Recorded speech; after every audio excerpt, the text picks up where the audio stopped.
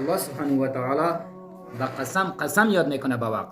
والعصر، قسم به وقت، قسم به زمان.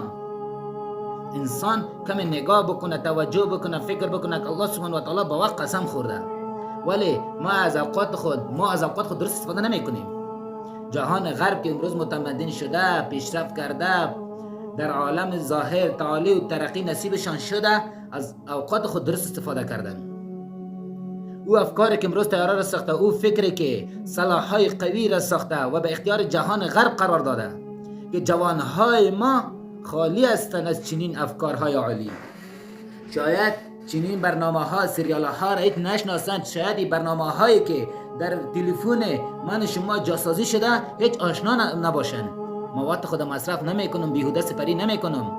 غرب باشه که طیاره بسازم، غرب باشه که به فضا بروم و بیرق خود امریکا به فضا به یک سیاره ها اونجا نصب بکنه.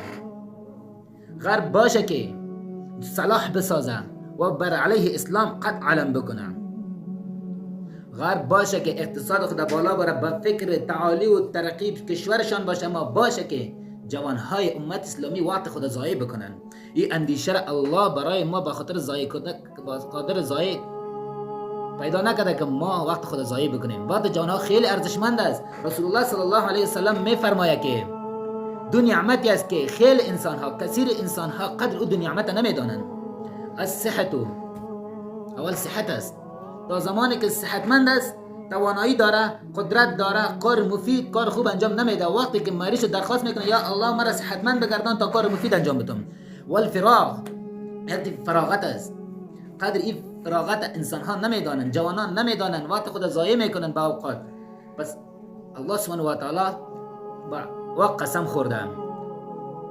الله تبارک و تعالی میفرماید والفجر، قسم به فجر، والصبح، قسم به صبح، واللیل، قسم به شب، والنهار، قسم به روز، والضحى، قسم به چاشت، واللیل اذ ادبر، قسم به سحرگاه. الله رب العزت والجلال به تمام مقاطع زمانی قسم خورده.